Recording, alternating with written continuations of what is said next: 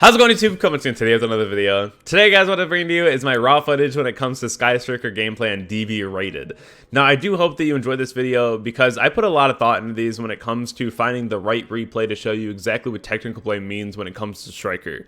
Now, Striker is my favorite deck of all time because of the unique situations that it can bring up, and every hand is different.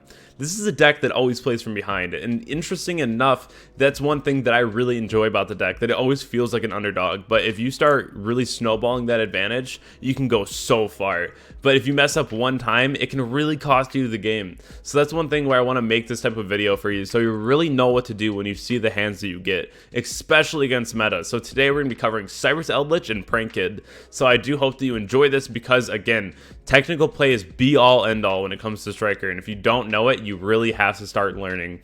So we're going to be showing you a couple replays today, but I just want to stop for a minute and say thank you all so much for being here, honestly. It means the world. If you're not already subscribed, consider subscribing because we're almost at 11,000, and then we're going to be aiming for 20K by the end of the year, and I know that we can make our goal. This is something that I've been loving to do for years now, and I will be loving to do it for years and years in the future, and just the ability to go out and meet all of you now at all these events that are coming out, it's been so much fun, and I can't wait to go to more YCSs and meet more of you.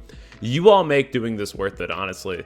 I love the game, and I keep playing the game because of that alone, but there's just such an elevated level of it now because you're all here, because, you know, just being able to connect with you, even in the Discord, it's just such a lovely time. So again, thank you all for being here. I appreciate each and every one of you. Let's hop into some Striker gameplay, all right? So to start things off here, we're going to be winning the RPS. So we're going to look at our opening hand here and see Ogre, Fusion Destiny, Double Rose, Gamma. So looking at this hand, our opponent's on 60.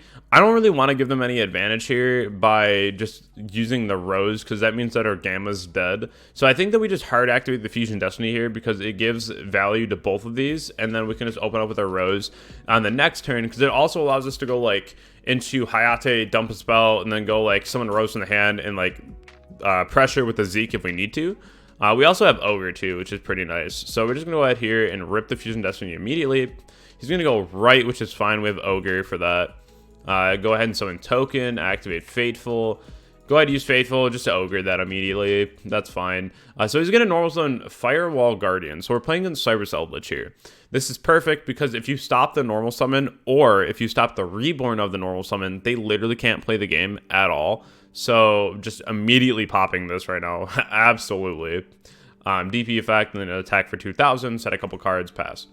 DP comes back here, which is great. I'm just going to go ahead and summon out the Rose into the back row because you'd have to have exactly Singwin Conk for this to like kill it. And you could always preemptively DP here to try to threaten one of them, but I don't really feel like it's worth it. I feel like it's fine just to normal summon the Rose because we still have the DP and the back row decks have a horrible time with that. So this is perfectly fine. Go in for some damage here. Dumping Ray. I really want to make sure that my EMZ monster doesn't eventually just get blown out by like a Golden Lord effect or like a Conk, right? So preemptively thinking here, I'm going to go ahead for the 50-50. I'm going to go ahead and see what we hit here. We hit a right, which is fine. DP effect again, and then setting Imperm here is really nice because it threatens this back row and kind of forces it out. This is going to search engage here though. So let's see if he flips this. He will. It's Singwin. So yeah, people get afraid whenever they see the card in the spot. So like even if you have a bluff sometimes, let's say you're playing like Metalfoes Fusion and like you set it in a column with another back row, and when there's nothing else, people get really afraid and they'll prompt their back row quick. So it's just a really cool thing to think about if you ever have the opportunity to do that. I'm going to go ahead and use IOC here. IOC is going to go ahead and get souls. Summon the souls out. So here I actually was thinking that like he could have Eldlich traps in hand. I don't really want to gain any or let him gain any advantage from that. So I'm just go ahead here and use DP immediately and just pop the souls and just like not have to worry about that, right? So he's going to go ahead and put the Golden Lord in attack position. And I don't really agree with this at all. You should never swing over Shizuku just to allow them to get a free search. Because here comes another Shizuku and then adding Shark Cannon. It's just a lot of free advantage, right? So he's going to go ahead and use the Sanguine here and then reset the Haquero. Which is fine. Going ahead and activating the Haquero and then sniping out the DP immediately. Going to Zeke and banish the Golden Lord, which is fine. I'm going to use Zeke here and send the Mystic Mine because we want spell count. All we have is Fusion Destiny. So we'll send Mine here and then we'll go into Hayate and send Area 0. Go ahead and use this Engage for free.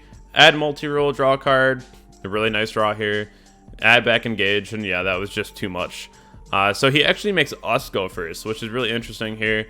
We're going to go ahead and use the Aqua and get the right here.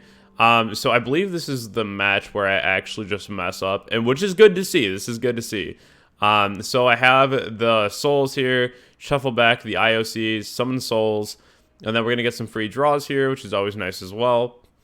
Go ahead and add the Griffin Rider. Griffin Rider goes to the board now. Draw 2. Go ahead, Small World, go the Nibiru, the Ogre to the Brave. Summon out the Brave, and then summon out the Griffin Rider. Going to the Verte. Then he's going to imprint the Verte, Chain Griffin Rider, go into my DPE. No, I actually really messed up here, because I used this to get rid of the token and Anaconda, because I was more afraid here of a possible Bell on my DP if I got rid of it, or a Super Poly. So this is something that you should really keep in mind when you're playing against Eldlich, is that they really can just hard open the Golden Lord, even though they only play like one. So this is pretty crazy. In Cyber's Eldlich, their ratios are really decreased on the Eldlich cards. Because usually in like the trap build they play 2, but this build they only play 1. And in 60 cards, it's like there's no way he opened the 1 of. But so sometimes they just do. And not a whole lot I could do about that. Honestly, that was just really unfortunate. I probably should have just kept it on the board. Or what I could have done was set Small World, and then I could have popped Small World and Anaconda and just not worried about it at all. But definitely a misstep on my part, which is fine. You know, it happens. So we're going to be going into our game 3 here in a moment, because I just realized this is way too much. But now we're focused again. We're making sure that we're not going to do that, right? Ray, Rose, Driver, Nibiru, and Widow Anchor. Go ahead here into my Shizuku, add engage, and then set the Widow Anchor. He's going to go Pankratops and threaten the back row, which is fine. Sign up mining and pitching the Ghost Ogre, because you want to go for his Dotscaper play here, which is fine. Go into the Devotee, summon some tokens, and then get Nibiru. Very nice trade-off here, I would say. So there's actually an argument too where you could have opened the Rose and then kept Ray in hand, because if you knew you're gonna Nibiru anyway, then you keep Rose as an option, right? But that would have made his Pankratops a lot better too, so it really is here or there, right? So he's gonna go ahead here and use the Conch now to set the Sanguine. I do have engage here though, which is great.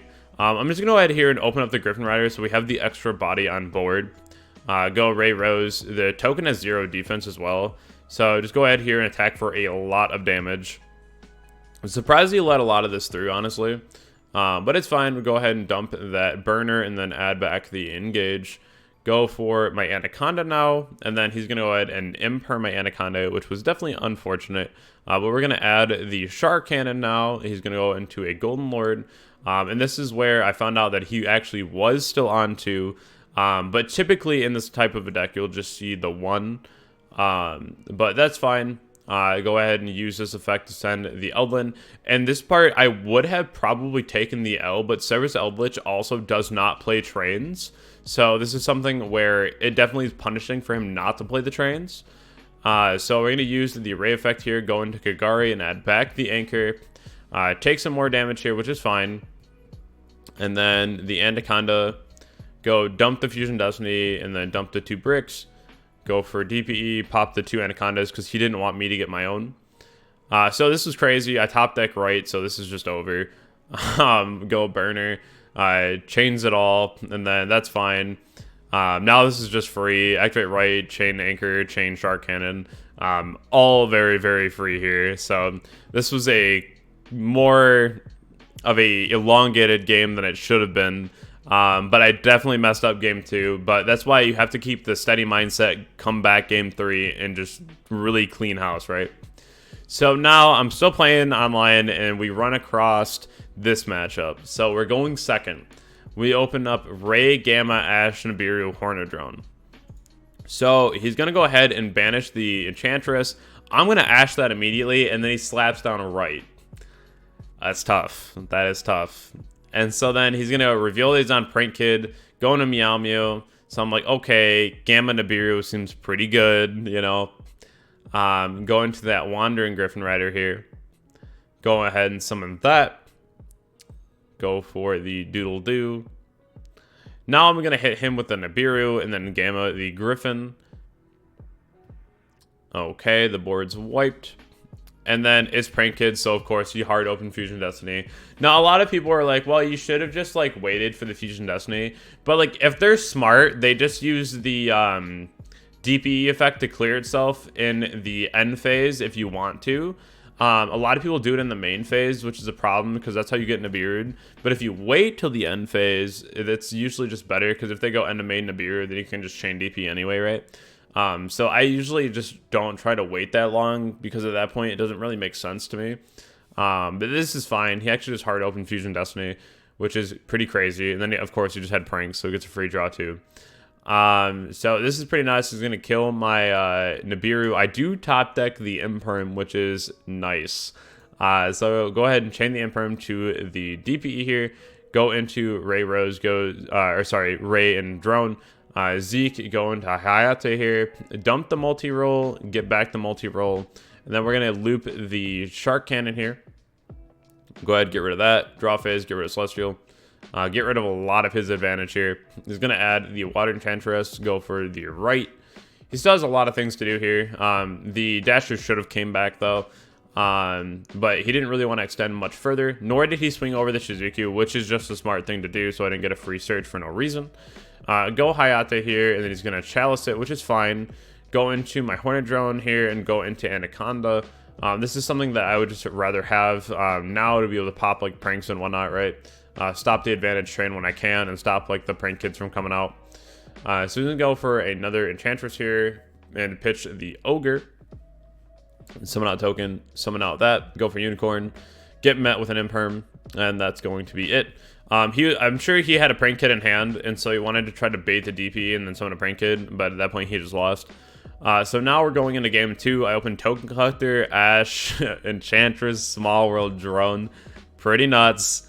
So we're going to go ahead here and use the Enchantress. It gets Ash, that's fine. Go into normal summon of Token Collector into the Anaconda. Then go for the DPE. Now we have DPE Ash, which is pretty nice. Go ahead and try to pop Chalice, get met with Ash. Going for the right combo. Gonna get hit with a Token Collector. Really nice, of course. That was supposed to die in the end phase, but... So now we're going to use that again, go into our Hayate, and that's just going to be it. Super, super nice. Being able to clear my own board there. Clearing the Token Collector is fine because it comes back like DP, right? And I just want to be able to play the game again, so I just activated the Hornet Drone right away. So definitely a lot of cool things to see here. Definitely being able to break that full Prank Kid board. Game 1 was super nice, and then this list alone has really been able to mitigate that problem with the DPE being able to pop the Prank Kids, also being able to just get spell count right away so you can anchor a lot more efficiently, and then even like the Draco bounce, right, is still really impactful. So if you haven't seen the build already, I believe it's in my last striker video too, so you can go ahead and check that out. But I do hope this type of video really does help you, because seeing a lot of lines of play, sometimes you can be like, wow, I didn't think about it like that, like I can really do that. So again, I hope this type of video does help you a lot, and I'll catch you all in the next one. Thank you all so much.